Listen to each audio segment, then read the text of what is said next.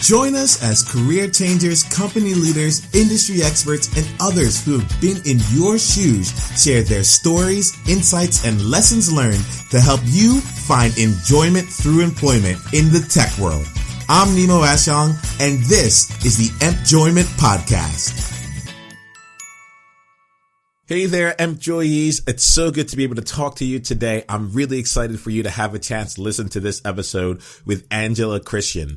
Angela's background is just incredible, and she takes the time to walk us through how she's been able to accomplish working remotely, what she's done to take on a new role as a manager and hire people, and what she looks for when she's hiring people. And then we also get a chance to talk through the things that Angela truly feels are applicable to anyone, regardless of their background, when they're looking to make a transition into tech. She herself had a challenge getting out from her past roles into her new role, and she shares some of the underlying principles and qualities that she feels each of you can use to be able to get your next job in tech. So, employees, before we get into the episode, I have a question and a favor for you. If you're enjoying this podcast, if you think that it's bringing you value, if you feel that it's giving you a chance to move forward in your career, I ask that you just take a minute to help share that with someone else so that they can move forward in their journey. My ask specifically is for you to talk to one person or share this in a way such that one person in your network, one person that you know, would start listening to this podcast and take action toward making themselves into the person they want to be. If each of us just got one person to listen to this, we would be able to double our impact in terms of helping people experience enjoyment through employment in just one day. So if you can just go out there today and just let one person you know who you really think should, or rather would benefit from this, I would appreciate it. I think you will get a lot from it. Your friend would appreciate it, and the employment community will also benefit from it as well. So generally speaking, wins all around. All right. So talking about wins all around, why don't we talk to Angela, who's just been incredibly successful in her career, and give you a chance to learn what you can do to be successful as well. Let's do this. Hello there. How are you, employees? And welcome to the Empjoyment Podcast, where we're focused on helping people just like you find enjoyment through employment. I have the distinct honor and pleasure to be joined here today by Angela Christensen. I'd like to tell you a little bit about Angela before we get things started. Angela graduated from Georgetown University in 2011 with a degree in finance.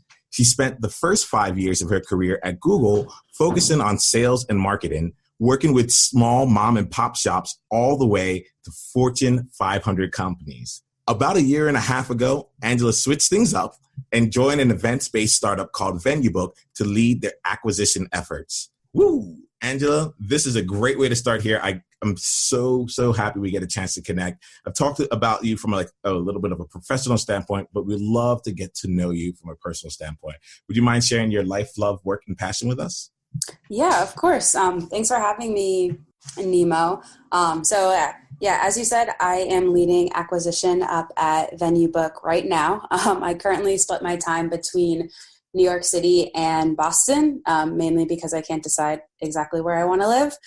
So you can catch me in one of those two cities often. And as far as kind of passion, I'm not so secretly obsessed with SoulCycle. So on Sundays, you can usually find me there. It's kind of like my de-stress therapy session for the weekend. Oh, very nice. What got you started on SoulCycle? Actually, one of my friends, when I moved to New York the first time, because I've moved there multiple times, so I always have to reference that. When I moved the first time, I started going and was kind of hooked since then. Got you. So it seems like New York kind of like boomerangs you no matter what here. But I love this idea. I love this way that you've already found a way to split your time between two different locations. And that's not something that a lot of people are able to do very easily. That's wonderful. How did you manage to incorporate that into your life? So the first couple of times I just kept moving back and forth. So I lived in Boston after graduation, and then I moved to New York probably a year and a half later. spent 2 years in New York, decided it was not for me because New York can do that to one person. And then spent a year and a half or so back in Boston and was actually commuting every other week to New York to visit clients when I was working at Google. So kind of really developed, okay, like this could potentially be something, and split time between the two that way. But then I was like, no, I want to go back full time, went back full time, was at Venue Book full time. And then this past spring decided that I'd rather split time. So kind of gave Venue Book a little bit of an ultimatum in terms of my role there and whether I was going to stay there full time. And I was like, I really would prefer to split time. So I'm currently like working remote, going to New York about once or twice a month for work. So I think it was just about showing my value and then kind of saying personally, this is what I'd prefer to do. So how do we make it work so like both parties are happy? Thanks for that, Angela. And it's like, as you're saying that there, I appreciate it because, I almost glossed over. I was like, oh yeah, you split your time between two places. But, especially kind of just thinking about employees listening to this here, not everyone is living out of like a major technology hub that is listening to this. Not everyone is located in the specific location that they want to be or wants or would want to or need to be in the office every day. So I think, maybe throughout this conversation, we can talk a little bit about like some of your tips and tricks and things that you've learned working remotely for these companies as well. But we'll get into all those later on there. But I do want to dive into it because I think it'd be helpful for employees. Awesome. Yeah, no, happy to share. All right, cool. So let's talk a little bit about like your method of like framing and approaching life. So I like to start out these conversations with just a success quote, a mantra, some kind of motto that you use as your North Star to help you navigate life in your career. Yeah. So this is actually funny. I feel like I get a lot of my motto quotes from workouts or things like that because I think they work very parallel to like your actual life. So one that I heard in a soul cycle class early on that's kind of stuck with me is do the thing you don't want to do because it's what you need to do. And obviously when you look at it in like a fitness standpoint, it's like do that last squat, even though you don't want to do it. But when you look at it in terms of your life or your work, or it's like, what is the thing that you're like, oh, I don't want to do, either because you can't do it or you don't have the skill set to do it, or it's just one of those mundane tasks. That's kind of what you need to do to push yourself. So I kind of always look at it as I have two people who report directly to me, and sometimes there are things that they know how to do that I will send to them, or there's other times I know that they can do it, but it's like HTML or CSS or something that I should actually really learn. So I kind of, if I'm thinking about pawning it off, I always kind of think to myself, am I pawning it off because I don't want the challenge of doing it, or is it something that they should learn and I already kind of know how to do it? So I try to always do the thing in work and life that I don't necessarily want to do, especially in working out too. It's a good mantra. So I love how you've been able to consistently like weave this through. I'm seeing like this kind of like infinity sign here between like, what you do in working out in Soul Cycle and how you approach that with work and with life there too. So I think that's a really interesting place where you're like, all right, when I'm looking to delegate, like, what is the reason behind this here? Am I actually and using that quote to kind of help you guide, like, what's the right time and what's the right things to delegate over. Yeah, exactly. That's pretty wonderful there. And I appreciate the example that you gave us here. And we'd love to continue with examples just like that throughout this conversation here, because it just really helps paint a picture for all of us as to what is it really like to be Angela, and what was it really like to like go through your journey. Yeah. So I'd love to like talk about your journey. Like, we know that you're at Venue Book right now. I know that you've had some moves in your career. I would love to just start at the beginning of this in terms of where you believe your professional journey started, and walk our way through how you got from there to where you are right now. Cool. Yeah. So I would say, I guess my professional journey started when junior year of college, when everyone's interviewing for things, and you're in chaos and you're not sure what you're going to do with your life. And half your friends have jobs and you don't. So I started there. I learned very early on that I didn't want to go into finance. And I was in the McDonough School of Business at Georgetown. And most people, I would say 70, 80% of people go to finance or do a finance internship. So I understood very early on that was not the road I wanted to take. And from there, just started kind of looking at alternative paths. I really kind of tech drew me, more or less, to be very honest, because of the lifestyle when I was 20 at that point. You're just kind of like, oh, I don't know what I want to do. So like, let's do what everyone thinks is cool. And at that point, tech was really cool. So luckily got an internship at Google, loved it for the summer, was really excited to go back, went back full-time after graduation. And one thing that you'll learn about being in tech, especially at a big tech company or even small ones, because we've had them at Venue Book, is reorgs are infamous. One day you'll come in and you'll be doing a job, and the next day you'll be doing a completely different job, or your job won't exist. The nice thing usually about tech is that they don't fire everyone like in other industries. They usually put you in a different role. But that is something that I think I learned early on in Google, because when I came back full time, 2 months in, I was reorged into a different role.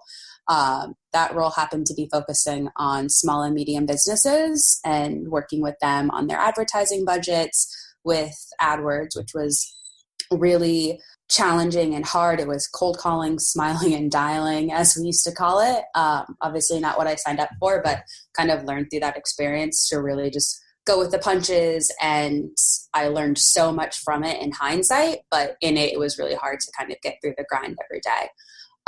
Spent a little over a year doing that, and finally kind of built the skill set up to apply to work with larger clients. So moved over to working with large education clients. So not the for-profit space, but nonprofits who were going to put their programs online. So Penn State has a huge online presence. Worked with them for about a year and a half, and then decided I wanted to be back in Boston. So that was kind of the impetus for moving back to Boston the first time. And then worked on financial service clients, focusing on insurance and banking, which was really exciting in the sense of like regional banks and kind of really understanding like that human touch, which is often lost in finance. And then got really kind of bored and antsy at Google. I was at this point account manager on 3 different types of clients, 3 different types of businesses, and just wasn't really feeling Google anymore. Like, it's a wonderful place to work. Don't get me wrong. I love it. But it's such a magical place that I didn't want to get too bored and too angry with kind of doing the same thing. Angry isn't the right word there, but frustrated with doing the right thing, the same thing, that I didn't want to leave hating it. I wanted to leave like loving it and potentially wanting to come back.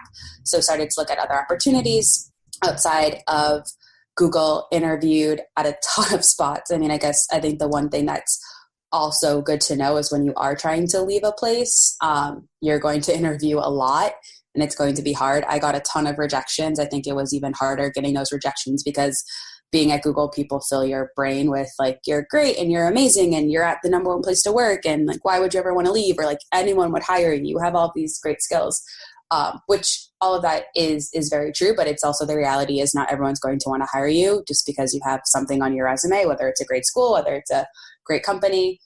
So faced a lot of rejection there early on, trying to leave Google, and then eventually kind of found Venue Book and landed there. And I really wanted to be in a startup. That was kind of the other thing that was really important to me when I left Google, was being in a much smaller environment where I could make a lot of impact. I was making millions of dollars for Google, but it didn't matter. I'm $1 billion business versus working kind of a smaller environment and being scrappier. Your impact is really felt. So that was also kind of clutch when I made the move. So yeah, went to Venue Book, have been there for the last year and a half almost. And my role has changed a ton since I've gone there, but it's probably been one of the most exciting and at the same time frustrating points in my career. Exciting because it's always changing and you're trying to figure out an industry and you're not sure what's going to happen. And this is a one person takes all kind of market. So we have to really figure it out quickly if we want to be that one person. But also frustrating in the sense of coming from a place with so many processes and procedures. I mean, Google has been around for 16, 17 years at this point. They are a well-oiled machine, and this machine at Venue Book is not. So it's just something I had to kind of adapt and learn to. So yeah, that brought me to today. Thank you so much. I feel like I'm going on this journey with you here. I think it's really cool. And there's so much there's so much really great insights that you had in there. Would you mind if we talk through and explored a little bit of this journey a little bit more in depth? Yeah, of course. Cool. So firstly, I'd love to start out here. You had mentioned this thing called reorgs, and yes, would you mind just explaining to employees what reorgs mean from your point of view? Yeah. So a reorg or a reorganization, I think is like the technical term, is usually when one vertical or part of the company is changed. So for example, in Venue Book, actually recently, my team used to be 3 people. We were just focused on marketing and acquisition, and the digital experience team lived somewhere else. And it didn't necessarily make sense for our team to be so disjointed and not really communicating. So the next day, or not the next day, but it was decided that digital experience would move in with our team. So that's kind of one example of a reorg. At Google, they reorged the whole sales team. So the role that I was doing when I first started no longer existed, or only existed for people with a year plus experience. So then I was put into a more junior role in the reorg. So like with that there, I mean, just even that last example here where like you got come in as an intern, you had a great experience, and then you came back and, you know, the world that you had known was no longer that world there. Yes. And, you know, I can just speak my own experience. Like these things happen. And I think one of the things, one of the other sides of meeting, you know, client demand and also trying to figure out the best way to, you know, create a repeatable, scalable product that is like in demand right now, or, you know, a business that will continue to serve the needs of your customers. So while that makes sense from an external standpoint to kind of help your organization deliver better out externally, I'm sure that there's some challenges that happen internally in terms of like the individual person when that comes along. So how do you like mentally deal with this kind of fluctuation of, you know, one day you're focused on a really high priority in one business unit or organization, and then, you know, a couple of weeks later you're on another new priority with a completely different team because things have been restructured? Yeah, that's a really good question. I would say when this first happened to me, I dealt with it terribly. So did everyone else on our team. We were 12, 15, 22-year-olds graduating from college who were super entitled, to be very frank, and did not handle it the way you should have. But being at Google, honestly, everyone jokes about it, but there's a reorg at least once a year. Someone is being reorged, and you could probably count on being reorged every 18 months. So by the time my second or third reorg happened, I was able to kind of deal with it a lot better, in the sense of like looking back, okay, like this was like my behavior in the first reorg. It didn't actually make things better by any means. I just like made myself more miserable, or I was complaining, or I wasn't actually doing my job. Like this is the reality of the business. And so I think I dealt with it in a much better way later in my career, to now if you tell me there's a reorg coming, it doesn't even faze me. But that's all testament to Google and just the way that they function. But I think the other thing you have to decide, like if you are reorged, you kind of have two opportunities. You have two choices at the end of the day. One choice is to sulk and be pissed about it and not make the most of the opportunity. And the other choice is to leave, right? And if you stay and you sulk, then you're only letting down your teammates and everyone else who counts on you. And quite frankly, you're making yourself miserable. I'm sorry, the other option was not to leave. The other option was to kind of just embrace that change and figure out what you can learn from it. So I knew I did not want to stay in SMB. As soon as I joined, I spent a lot of time being miserable, but kind of as soon as I like turned the corner, I guess you would say, and tried to make the best out of the situation, I did learn a ton. And took that experience with me to the next chapter. Now I never want to go back to cold calling in my whole entire life. But if my life depended on picking up the phone and making 100 calls in a day, I could do it. But I also know how to talk to people very quickly and get them to want to talk to me now. And that's a skill I would have never learned had I not been in SMB. So it's about kind of deciding, do you want to sulk and let down your teammates and everyone else and not kind of embrace it? Or do you want to embrace it and figure out what you can get out of the role and then move on to whatever is next for you? So with this idea of like moving on to whatever is next, I'd be kind of curious as to how you kind of view your career given this year. I know a lot of people, and I'm asking these questions here because I think, you know, a lot of times it's kind of like what you had said at the very beginning, like tech is poised as like a cool place to be, or a place to like follow your passion, you know. Yeah. But at the same time, there are these kinds of changes that take place, you know. I myself started out in a learning and development role, and I ended up in a culture-oriented role on our people experience team. And to me, it ended up being a shift that was just everything clicked afterwards. Yeah. But realistically, I think that can kind of like throw people off. So I'll be curious how you look at your career, or how you've kind of like how you frame it, so that you continuously feel like you're moving forward.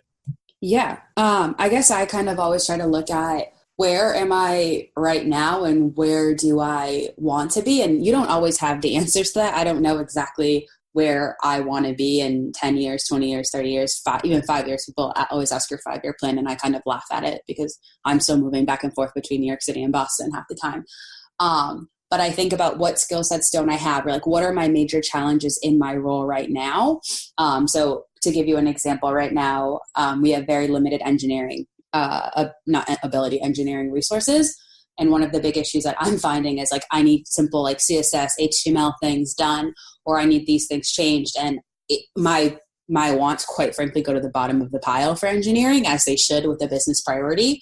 So I'm kind of learning to code right now, HTML and CSS. I will never be a full-time engineer, but that's something that is a real challenge right now in my role, that if I had that skill set, I would be better at whatever else I want to do next, but also in the immediate time, it helps me do my job a lot better. So I kind of look for gaps in my skill set that I think are important for me to know or have, that will make me better in the long run and kind of set me up for whatever's next. So another example of that is, I really was interested in e-commerce businesses. So I've been doing a little bit consulting on the side for an e-commerce business, learning on them and working with them with some of my expertise and learning e-commerce. And that has set me up for kind of new opportunities that are coming my way with some other potential clients. So it's just kind of always about, what do you want to learn and where are your gaps, and then finding opportunities to kind of fill those gaps. Wow. I think something that I'm hearing here is that, especially in your current place, things aren't necessarily just kind of handed out to you on a platter. You have to go out and those resources that may have been available to you in like a larger organization or a company that's been around for decades, those same kinds of resources are not necessarily readily available. But for you to be successful, you've gone out and found ways to supplement that on your own. So whether it's learning HTML and CSS to make sure that the needs that you need or that your clients are looking for are being taken care of, or doing additional work and helping businesses grow from an e-commerce standpoint, and taking that on in addition to your day-to-day. I think that's been an opportunity for you to kind of help supplement some of the less formal learning that might typically be provided. Is that correct? Yes, definitely. Awesome. And one quick question here in terms of learning the HTML and CSS, because I think it's really cool that you got into the role and then you're like, now that I'm here, I'm building and I'm learning what I need to know to continue to be successful in this role, as opposed to saying like, all right, I need to learn HTML and CSS before I get into the role, and then I'll go ahead and learn it. So where are you finding, like, where do you go to? What are your resources for learning more about HTML and CSS? Yeah, so I started initially just doing Code Academy, and they have a free version, which will start kind of teaching you the basics. And then I really decided that I just needed something more formal for me, in particular, because that's the way I learn. So signed up for an online class that I think is 12 weeks. I could be missing that. But it basically teaches you like from A to Z, like how to build a website. So by the end of it, I should know how to build a website. But that's obviously not my goal to go out and build websites, but my goal is to understand enough about a website and about tech, even just like small things I'm learning in the beginning of the class and just into week 2 have kind of helped me already in my role and making changes and doing things like that by myself rather than asking tech for it. Awesome. Cool. So let's see here. You've clearly been successful. You've clearly been doing the right things. I mean, obviously you've been able to be successful enough that 2 different organizations are, accommodating your remote lifestyle. So that all feels really great to me. I'm curious though, like not everything is always rosy. Not everything. I'm sure that your road to success was not just a straight linear one. And I'd love to kind of just spend some time talking about a time where things did not go right for you on the job, where you had a challenge, you had a roadblock, and I'll dare say like you had a failure. And what would be great to know is like, what were the circumstances around it and what were the steps that you took to overcome it? Yeah, that's a really, really good question. Gosh, I feel like I fail a lot at Venue Book just because it's so new and so different. But I would say do you want a specific, does it have to be at work or just like a transition period or? It can be whatever you would feel. What I would ask is this: what do you think would be the most beneficial to employees today, like in terms of what you want to share? And then why don't we go with that story? Okay, cool. So I'm going to talk about, I talked a little bit about this in one of the earlier questions that you asked, but I think one of my biggest challenges in my career was honestly leaving Google, for a bunch of different reasons. Obviously, like leaving Google in itself is a huge issue, but just the actual trying to leave the place. I hadn't interviewed probably in 5 years at that point.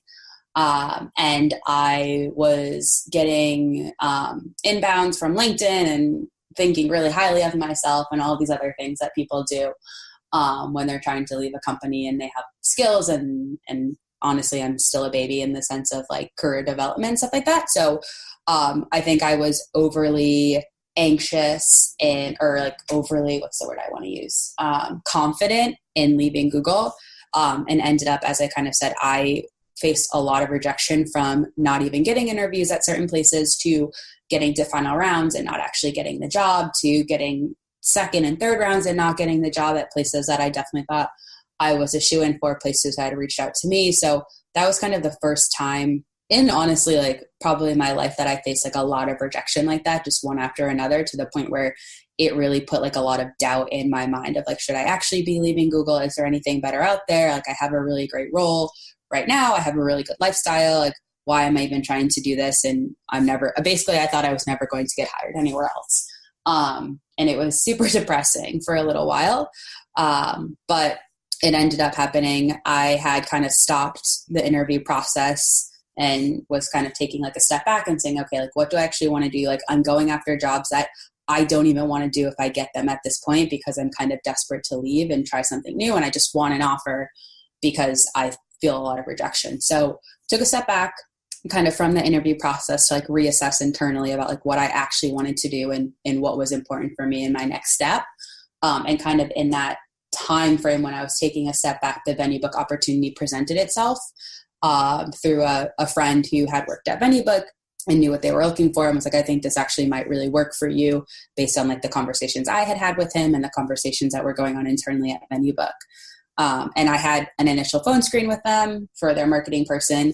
Didn't hear back for like 3 or 4 months because apparently my resume didn't get to where it needed to go. But then got a email from the CEO asking to speak. And this was kind of like, for me, I was like, oh, I don't even want to talk to them at this point because like they've waited so long and you think you're important, more important than a CEO, clearly at that time I did.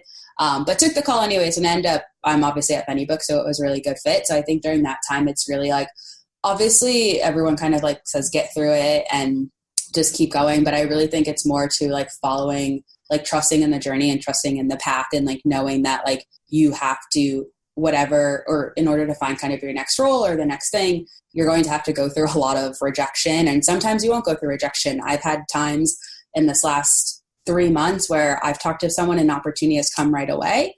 But also I know now that if I get rejected, it's okay. It's not personal. That is actually not for me, and kind of being really purposeful about the opportunities that you take and not just taking something to take it because you're frustrated or because you don't want another, sorry, we're not going to hire you, but being purposeful and meaningful and like waiting for the opportunity that's going to be best for you.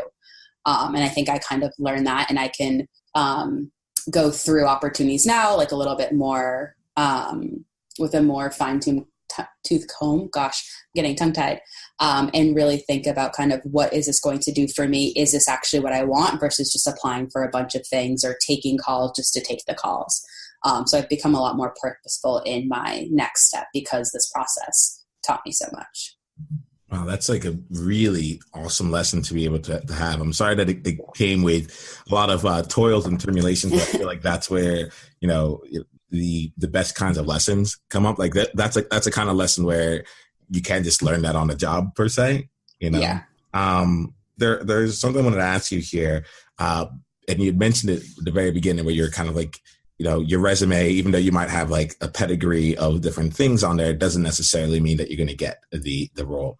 And love to kind of talk about this from like almost like a resume agnostic perspective, because there are a lot of employees that are listening that didn't work at Google, that don't have like the background that you have here. And I would love to kind of approach this in terms of like, what are some overall learnings that you picked up here, such that someone who's coming from any background at all might be able to apply when they're looking for a job? Because it looks like you had challenges, and I'm sure that they might be asking themselves, well, if Angela, who's so awesome, is having a problem, like, what chance do I have? And I don't think that's necessarily the case. So do you mind sharing some insight into that? Yeah. I mean, I think definitely one of the things that I look for when I'm hiring people is what have they done to like better themselves, or what are they doing like outside of work to teach themselves and learn. So perfect example, I was phone screening someone who's now a full-time hire a year ago, and they were teaching themselves to code, and they didn't have to teach themselves to code. They're applying for a marketing role. So clearly you didn't need to learn to code, but, and they had a psych background, all of these kind of things that you typically wouldn't think, let's hire this person right away. But I think what you can do to differentiate yourself, and kind of like what I was able to do to differentiate myself, like in the Venue Book interview, was really talk about my different experiences, both inside Google and with like other projects I was doing outside of my role at Google, that kind of showed that like, hey, like I can do other things, and I'm interested in learning other things, and I'm doing these things for my own enrichment and development, not because someone is telling me to do it. So I kind of look for that when I'm interviewing people too. I think it's very different. I kind of try not to look at resumes. I like to like get phone screens and talk to people and see like what they're doing and what they're learning. But if you can show to people that you're willing to learn things that are outside of your scope, or do things to educate yourself to make yourself better, then I think that just kind of makes you better than someone who has kind of just gone through the has the pedigree and doesn't actually really apply it or use it. And I'm not saying people who have the pedigree don't do it, but there is something to be said in my mind for people who are kind of go-getters and do things that they are not told to do because they want to make themselves better. Does that answer your question, Nemo? It really does. And I think I think that's like so important here. I'm sitting here and I'm taking all this in, because if I was going to like make a connection here, where you said like, be like, having an interest outside of work, being self-motivated, willing to learn things outside of the scope of their job. We had spent some time earlier talking about reorgs and such, and I can now, like, this is kind of giving me a little bit of a lens to kind of see, hey, these are part of the reasons why this is important, right? Yeah. Are you definitely. like, the job that you get hired for may not be the job that you like end up, any kind of career growth, like in the tech world, it's likely not the job you're going to be doing when you end up leaving, as opposed to a larger company where all the roles are so defined that you come in, you start on that job, and you end on that job. And, exactly. And so what I'm hearing from you is definitely a skill set that anyone, not even a skill set, it's a skill set and an approach that anyone can take, which is just to be hungry to learn and to be able to demonstrate that more than anything else. Yeah, definitely. That's super important when I'm hiring people, whether it's you're learning to code and you don't need it, or you're learning design and you don't need it, or someone who's learning AdWords who's in the engineering team. Just showing that you want to be as well-rounded as possible so you can pitch in anywhere in the business is important. Okay, that's awesome, because I just think about it. It's like, this is not, in the tech world, the things aren't finished products, right? And the industry itself is so new that there has to be that consistent learning. There has to be that consistently moving on to the next thing. So employees, hopefully are picking this up as a theme here of, something that transcends any role. If you're able to get this from a more innate or intrinsic perspective, you probably have a better chance of demonstrating the experiences that organizations are able to leverage regardless of your role. So, like, we've been talking a lot here. I really appreciate you like telling us about this like challenging time of yours. I love to flip things around. Love to get to a place where we can just like shine a light on it and just like talk about a time that brings you great joy. So would you mind telling us about a project or undertaking at work where you felt you did exceptionally well and the things that led to your success?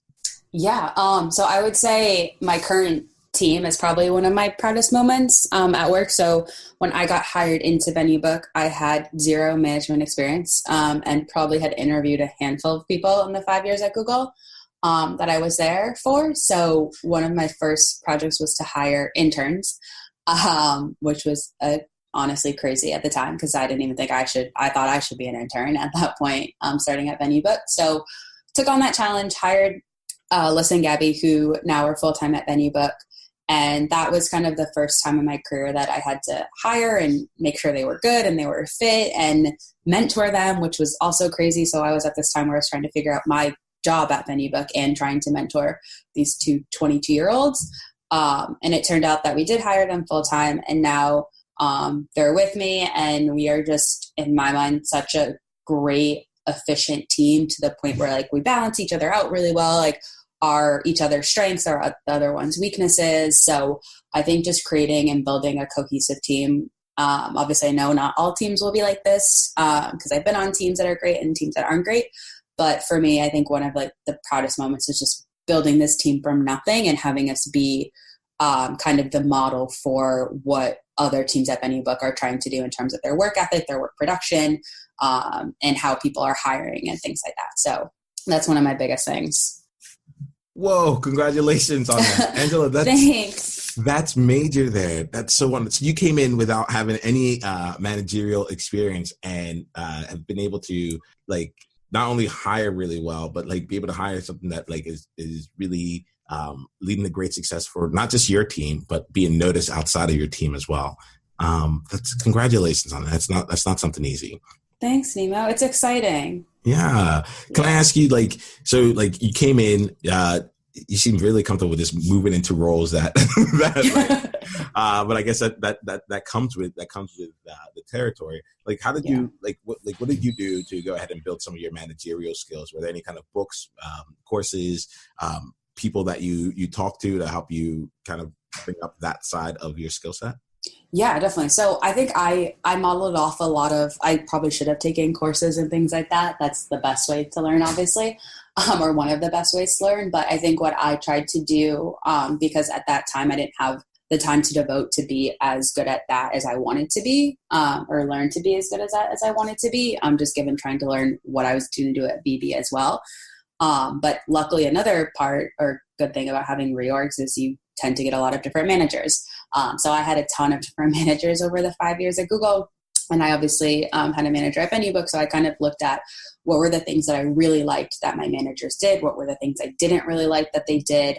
And I tried to kind of model my behavior then and now off of the things that I really appreciated and like managers I felt were really good. So ideally I wish I had kind of like a more like formal training or courses, and I want to kind of do that type of stuff in the future. I think it's really, really important. And then the other thing I really asked for was feedback. Like, what am I doing? What could I be doing better? Like, what are things like challenges that you have, whether it's in my communication style or things that like you need from me, and really trying to kind of create a very open dialogue where I'm not taking these things personally.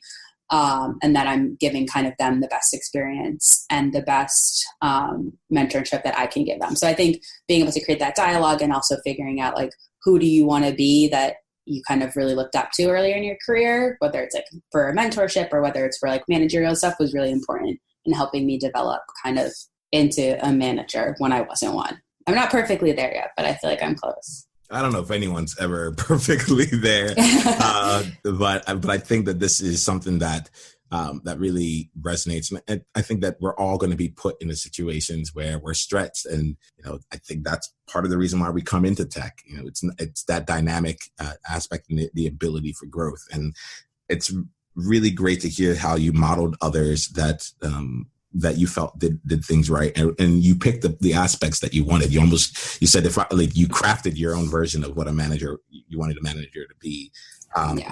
And then you also just checked in with people. You asked for feedback, which is not an easy thing to do. Like, that's not something that a lot of people want to just walk into and open themselves up for the bad, but I think it's really great how you've been able to use that to hone your skills and hone yourself in a meaningful way. So Angela, we're just about to wrap up here, but I did want to ask one question about like the remote work and being able to split your time. And I was wondering if you could share maybe one or two things that you would recommend to an employee who is either looking to work remotely for a more consistent period of their work experience, or someone that may not be locally based at a headquarters or a local office. Any thoughts on that? Yeah, I can touch on both really quickly. As far as not being in the headquarters, so I was never in headquarters at Google. I was either based in Cambridge or based in New York. Cambridge is a super, super small satellite office. So I think if you are working in a satellite office that's really small, the best thing that you can do is really meet with other people in those other offices, whether it's other people on like kind of your same vertical or industry, or whether it's managers on other teams, or we had this thing at Google called the 20% project. Getting on 20% projects is huge too. So we would work with marketing or whoever else like needed help and you wanted to kind of build that skill set. So getting on those types of projects kind of helps you feel more connected to headquarters or other offices, which is really important. So I would recommend meeting and doing as much as you can. There's video conferences, there's things like that now that make it really easy to work in a satellite office. And as far as being remote, as like a remote employee in general and working from home or a co-working space or whatever it is, I think the biggest thing to do is kind of build your skill set and prove your worth there. So it was an easy transition for me for Venue Book because they kind of understood the value I brought in the last year, and my boss knew that the alternative was me leaving. And she felt that I was that valuable that she kind of wanted to make this work, but also not kind of taking advantage of that, like balancing it. So like I am always like, when I'm supposed to be online, I'm online. Like I'm over communicative because I don't want that trust to be lost within that. So making sure that people obviously like you're proving your value. So people want to give you more leeway or want to make you happy in your personal life to keep you professionally, but also not infringing on that trust or kind of taking advantage of the fact, because at the end of the day, you and myself are replaceable. So finding kind of that key balance there. I really like that. Like, keeping you happy in your personal life to keep you professionally, but being able to manage and maintain that level of trust that you've built along the way. Yeah. So that's really important. Awesome. So as we wrap things up, like we've been talking about things that have happened to you in the past year. I would love to take a look at like, where are you at right now? And what are some things that excite you going forward when you look at your professional career? Yeah. So I am at Venue Book right now, but I'm exploring some other opportunities. I do some consulting on the side. So I love Venue Book and I'm excited about what we're doing and where we're going. But kind of as I've been talking about, I really like learning different things about different businesses, whether it's acquisition or design or front end stuff. I think it's really important for like my skill set in particular. And I really like startups, and not all startups have the same challenges. So I've been kind of dabbling in working with some startups on the side. So I'll probably continue to do that either until I find the startup I want to be at next, or until kind of I find exactly what I want to do, but just throwing myself in different roles when I can. You'll probably find me doing that for the next 6 months or so until I figure out what's next for real. Oh, that's really fun. I think this goes right back to that aspect of like, as you're continuing to grow, you're creating your own opportunities to do that and being proactive about it. Definitely. So Angela, can you let us know one last thing that you'd like us to all walk away from this conversation with, and the best way to get in touch with you going forward? Yeah. I would say, and I think I kind of said this early on, but just trust in the journey, like focus on putting yourself in those like uncomfortable situations. Like that's where you're going to grow. That's where you're going to learn. Don't be scared. Like if you don't have all the criteria for a job, you're going to figure it out. So kind of keep pushing yourself. It's easy to get in there and then just learn what you're going to have to learn to do it, because you're not going to know every job going into it. So feel comfortable being uncomfortable is something we kind of learned at Google that I kind of keep with me in my mind. So I would just kind of suggest that and trust it in your journey. As far as reaching me, LinkedIn, Angela Christian. Google, I've never updated my LinkedIn, so you'll still find me there, and I'll say I work at Google. And email would be angela.christian24@gmail.com. Awesome. Thank you. And I'll invite you also to the Employment community, where we can like kind of just continue on some of these conversations with you and other past guests and other employees that are there. So looking forward to some great things. Awesome. Yeah. So Angela, just thank you so much for your time. Thank you so much for your experiences and just being so candid and sharing it. So candid in your sharing of all of this with me. I'm so excited by this. I'm having a hard time expressing myself, but it's been an amazing, amazing conversation. Employees, please take these things and put them into action for yourself. Angela, thank you once again. Thank you for spreading joy, and I wish you all the best. Take care. Thanks so much. Thanks for having me, Nemo. It was great. All right, employees, that was an amazing time talking to Angela, but now it's time for you to do some work too, right? Ugh, did I just say the W word? Anyway, let's go ahead and try and put the lessons that we've learned into action. And you can do that by going over to the Empjoyment community, which is over at empjoyment.com/community, or you can type the word Empjoyment to 33444, and that will get you all the steps you need to be able to join the community. We like to continue the conversations here. Angela is going to be joining us in the community as well as some of our other past guests, so we can really take these learnings and put them into action, because to know and not do is to really not know. So the question that we would like to focus on for today is around that concept of building yourself and being self-motivated outside of work and outside of someone telling you what to do. So what is one thing that you do outside of work that you have found to be something that you are completely motivated to pursue on your own? I'd love for you to come out to the community, share it with all of us, and get a chance to see just what people are doing across the world as to bettering themselves. And hopefully you'll also find someone else that is a kindred spirit of sorts, so you can continue to share some of your best practices and things that you've learned as well. So we'll leave it at that. It's been an absolute pleasure getting a chance to talk to you and getting to share Angela's story with you. I'm looking forward to learning more about your stories. And if you'd ever want to be on the podcast or know someone who would be inspirational for others to listen to, please don't hesitate to let me know, either in the community or just sending me an email at nemo@empjoyment.com. It's that simple. We want to make some impact out there in the world, and I think we do it all together. All right. Here's to spreading joy today. You go ahead and take care. Bye.